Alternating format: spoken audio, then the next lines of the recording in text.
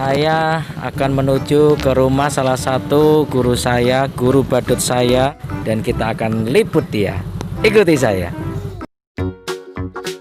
Di antara para inspirator dan guru badut saya, orang yang akan saya kunjungi ini adalah salah satu inspirasi dan juga guru badut saya. Nah, sekarang saya sudah sampai nih di rumahnya.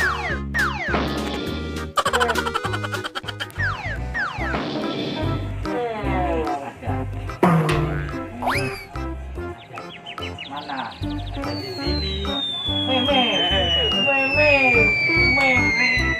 Aduh, Kak Meme. Waduh, badut. Iya, badut. Badut, kenapa badut kok pakai kumis? Karena belum ada jawab-jawab. Oke, Kak Meme nih, ini kan murid. Guru. Nah, suhu. Ya, Suhu oke. 85 Murid suhu 85 derajat.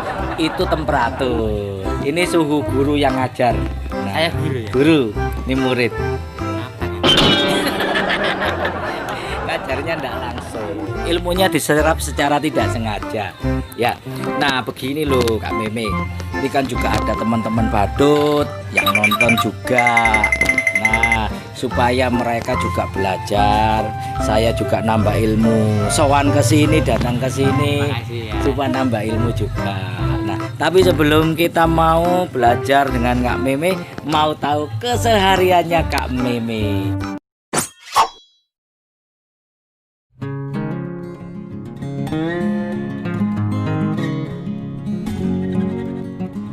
Wisnu Paimin Sidarta atau yang biasa kita kenal dengan Kak Meme adalah seorang badut yang low profile dan sederhana. Kesehariannya dia adalah seorang barber atau seorang tukang cukur rambut.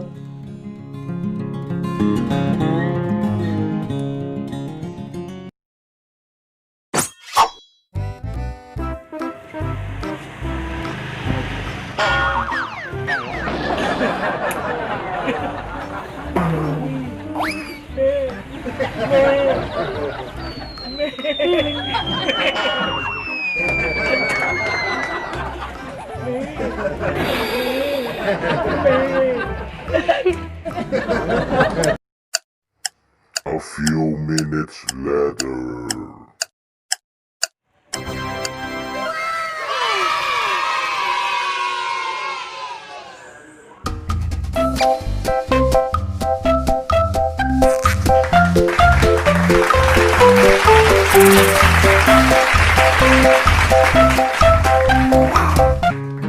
Menjadi seorang badut itu nggak cuman hanya bisa membuat tertawa orang.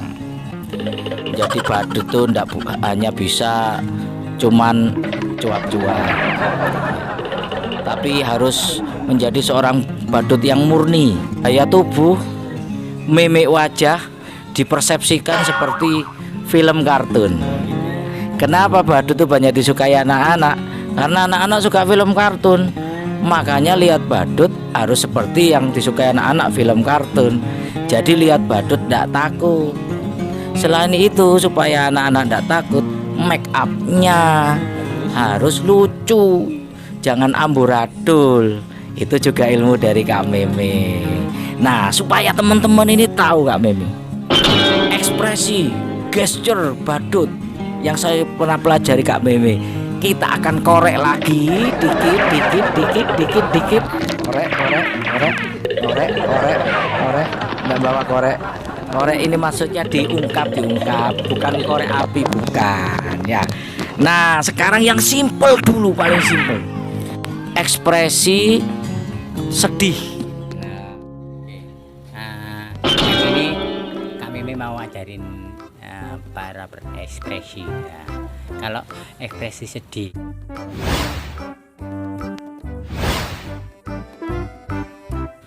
kalau orang biasanya cuma gini. Kalau jadi seorang badut berekspresi itu harus 1000 kali lipat. Jadi bisa dibilang lebay atau gimana nggak tahu, terserah gitu. Kayak gitu bisa.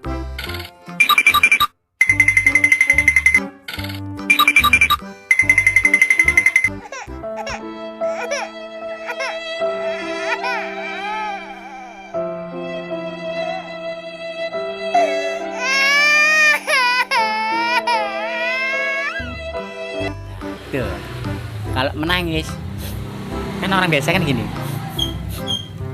Nah, kalau jadi badut kalau menangis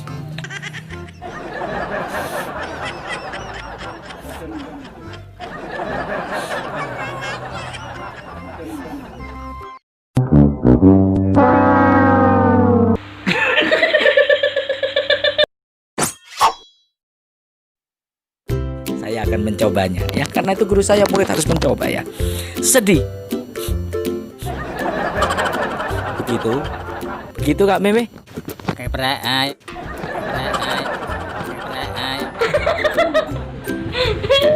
Biasanya dilihat dari ekspresi itu alisnya ya. Jika ekspresi bisa bengkok ini ya. Oh, jadi kalau bersedih seorang badut ekspresinya kalau bisa itu ada pergerakan di sekitar alis. Nah, karena apa? Supaya orang itu benar-benar tahu, terutama anak badut itu lagi sedih. Jadi harus ada pergerakan terutama di alis. Saya coba sekali lagi ya, sahabat Misteri Cak.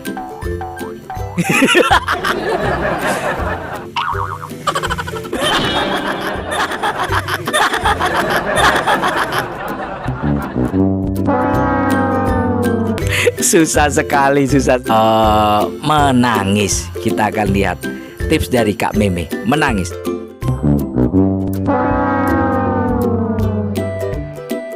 Kalau menangis itu ekspresinya lebih lebih banyak. Kayak gitu. Dari mulutnya.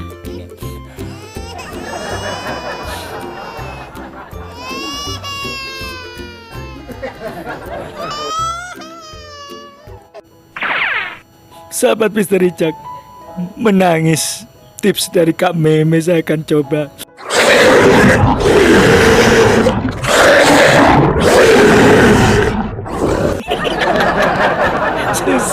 Susah sahabat. Oke, kita coba lagi. Masih ada beberapa mimik wajah yang perlu kita bahas ya.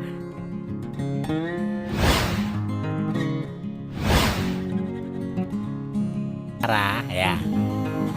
Alis sama mulut seperti kayak di icon ya, gambar smile gitu loh. Di alisnya agak naik, mulutnya agak turun.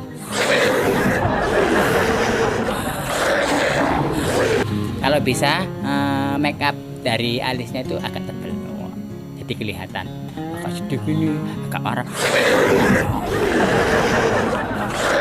Katanya melotot.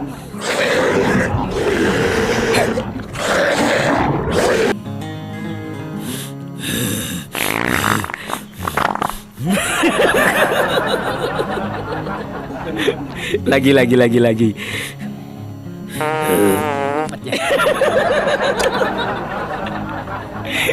Memang harus jam terbang, kebiasaan. Satu lagi, marah sudah, menangis, sedih. Sekarang bahagia dan tertawa. Nah, ekspresi seorang badut bahagia dan tertawa seperti apa? Kita lihat pakarnya, Kak Meme ya. Kalau bahagia lebih riang.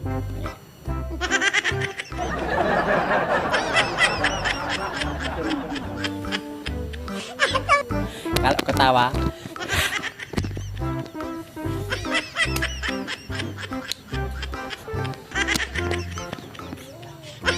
sama nunjuk-nunjuk gitu ya.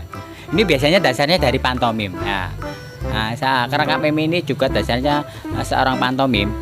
Jadi bermain ekspresi dan gestur tubuh gitu ya. Bahagia dulu.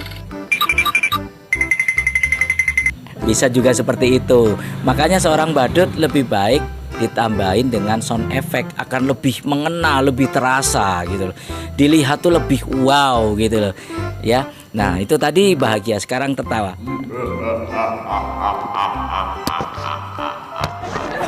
Kayak wong idiot ya.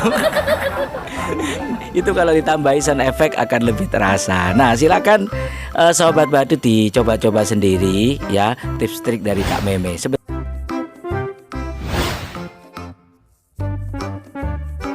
Ada lagi kayak seperti ekspresi bingung, terus kaget, terkejut ya. bingung.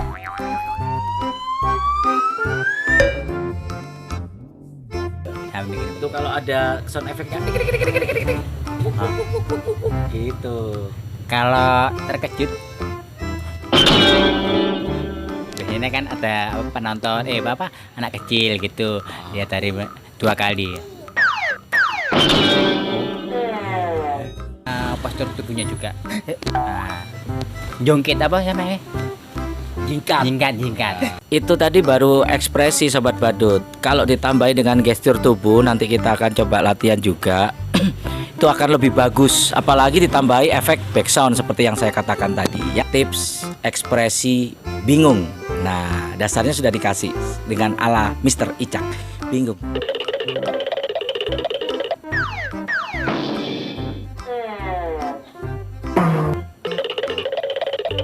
Seperti itu boleh ya, dasarnya sama. Kalau terkejut masih kaku saya sebenarnya. Saya masih ilmunya masih kurang, apalagi basicnya saya bukan dari mime atau dari pantomim ya. Ya, saya juga akan tetap mengembangkan dan belajar lagi.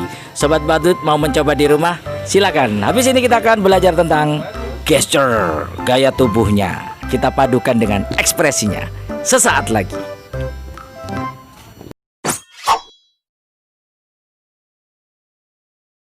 Oke, sekarang saya sudah berdiri, berarti saya sudah siap untuk menerima pembelajaran bagaimana gesture tubuhnya kita padukan, kita kombinasikan dengan mimik wajah yang tadi sudah diberikan teorinya ya.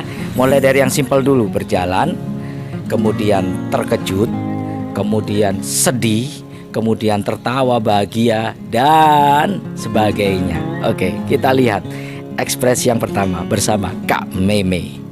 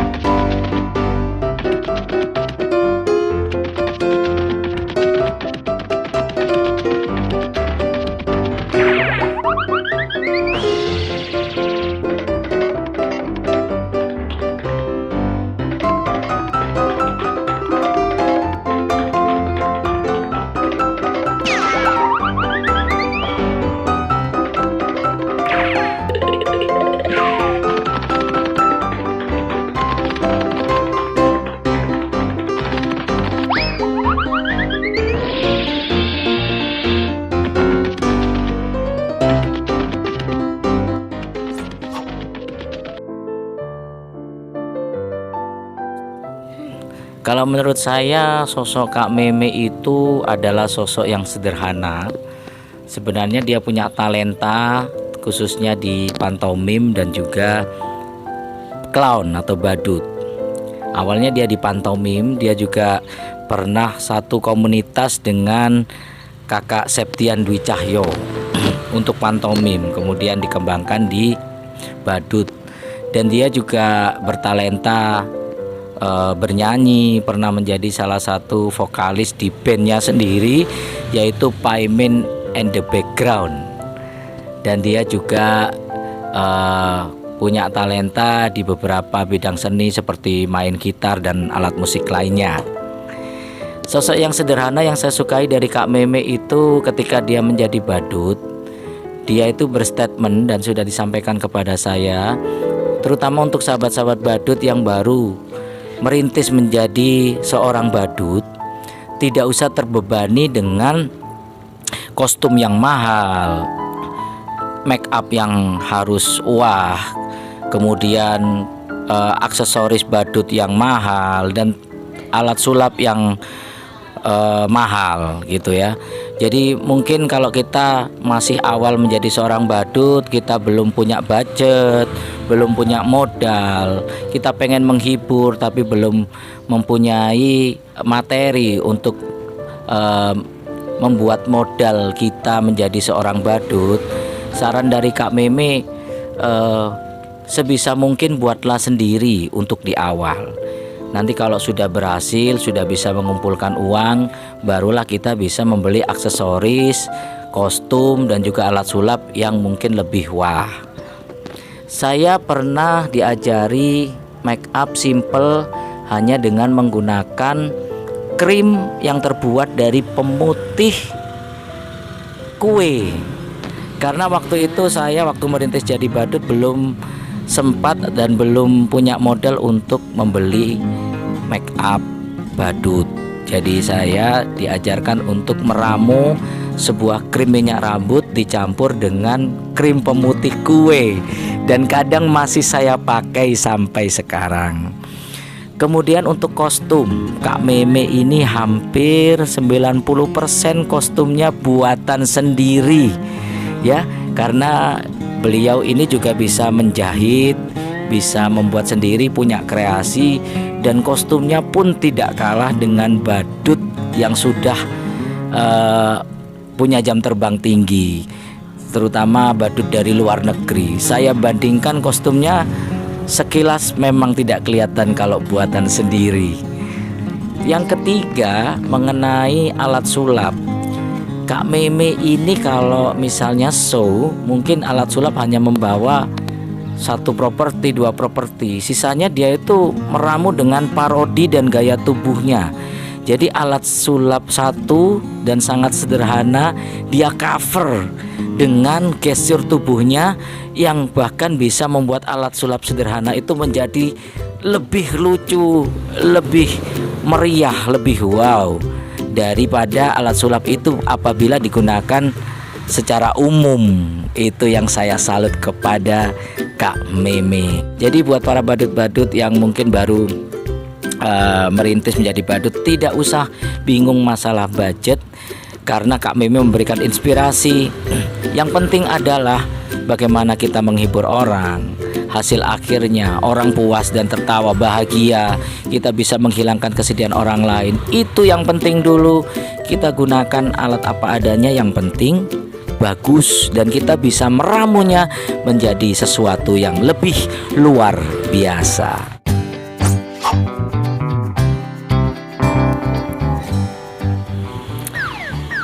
Oke, kita sudah belajar ekspresi, belajar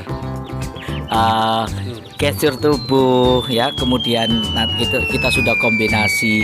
Nah, buat sobat badut semuanya, apabila ingin belajar, itu tadi dasarnya, silakan nanti dikembangkan diri. Tentunya perkembangan itu biasanya kita harus praktek terus supaya tidak malas. Biasanya praktekkan ketika kita pas lagi ada job, biasanya lebih semangat ya. Oke, Kak Meme, terima kasih ya. Terima kasih banyak. Sudah memberikan inspirasi buat saya dan juga buat para badut, sahabat-sahabat badut, teman-teman semuanya ya. Oke, kita akan ketemu lagi dengan Sang Badut Misteri Cak di video selanjutnya.